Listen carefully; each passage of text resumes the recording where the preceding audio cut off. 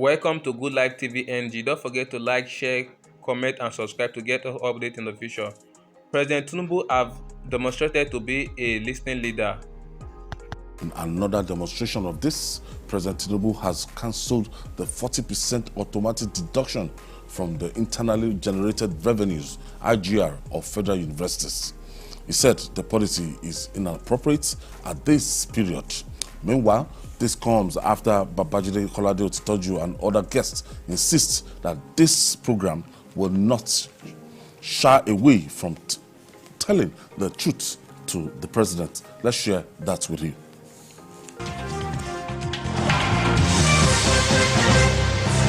Education, not many of our people can afford to send their children to tertiary institutions. We should make it a lot easier for our people to access education at that level. It should not be a means by which government will make additional money or IGR. That makes no sense. Not at this level, because the pay will be too much for the people to bear. So that is the thing. We have to speak for our people. That's why I'm here. If it gets to a point that I cannot speak for the people anymore, then I don't have to be here. Let the state government be up and doing. The state government are not doing enough. Let them be up and doing. 40% deduction from the IGR. Which IGR? when I read that thing, I was Some of these universities, they go into ventures. Yeah, they go into ventures. Sell pure water, have you audited their books to know? You see, IGR, we should not just throw words around. Internally generated revenue. How much of their overhead costs have they met? Yes, they collect subventions from government. That's a fact. But, you know, one of the reasons why government set up TED Fund was because, you know, it arose from an ASU strike. Because ASU was saying there should be certain kinds of interventions to help governments. It's not even any IGR or subvention or fees. Endowments. Because you find alumni also invest money to assist these schools. And universities are actually not profit-making ventures. No, they are not. They are not even ventures. Because a university is an ivory tower for learning and the shaping of character. But when you now turn universities into business centers, then what you are doing is that you are going to reduce the standard of education, the standard of teaching, the standard of learning, because the vice chancellor will no longer be supervising the lecturers and all that. He will be more interested in looking at the balance sheet, at the cash book. He will be more interested, you know, in holding meetings with the bossa and all those officials in the financial sector. That will just further devalue our education. That thing should not be heard of at all. I don't know about OSU. I don't know about some other schools outside Lagos, but for University of Lagos, I know that they've been into this Unilag venture, and for years, if you check out their MBA executive, very expensive, Unilag bread, Unilag pure water, things within the school. Don't go too far. In spite of that, Unilag can pay its bills. Yes. I'm telling you, the VC is probably watching me now. Let them come out. In spite of the fact that it has some of the best alumni in our country. Yes. Unilag can pay its bills. The electricity bill alone, let the VC talk about these things, because we see this, we think that they are making a lot of money. They are not. That was why Unilag wanted to increase fees the other day. These are fees that they've been paying for decades, but they were resisted. At the end of the day, they had to calm down. God knows what to do about me. It's just not going to happen. There's no president that is above criticism. No one. And it's our duty to tell the president this is wrong.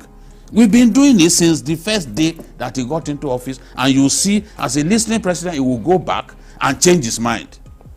When he wanted to pay 8K to households, did we not come here? 3 different programs we did to tell the president that, look, this is wrong. You see, as a president over there, Ashake sings about being lonely at the top. Sometimes you can't even say exactly what the people want, and you are surrounded by all kinds of people. I think they should be encouraged to do more.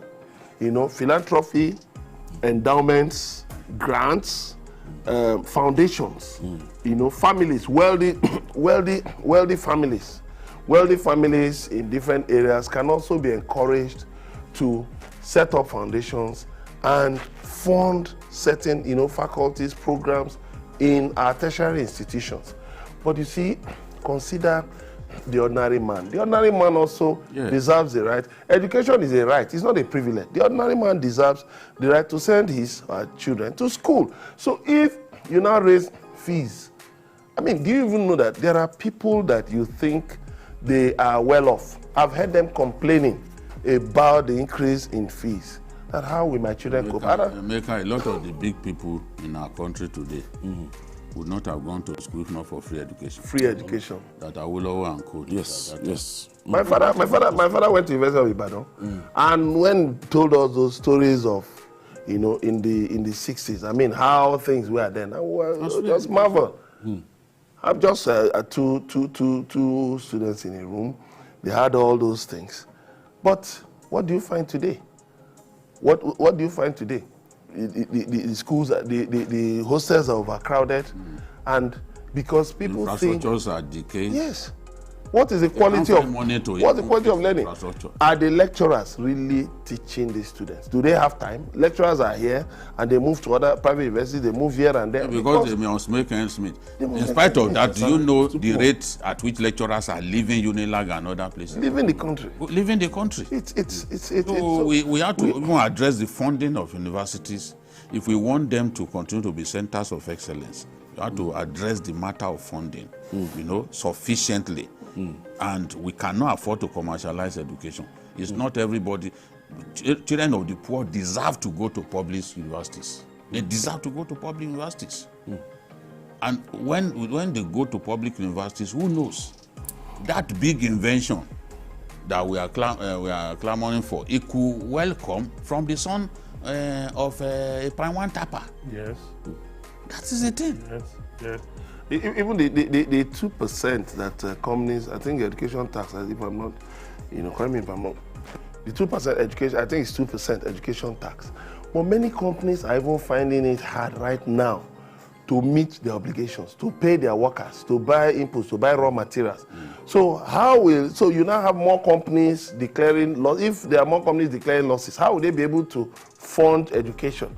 So the government should also think of incentives for companies, more incentives. Let me know your thoughts in the comment below. Don't forget to like, share, and stay on our channel to get all updates and be the first to get notified and official. Thanks for watching, guys.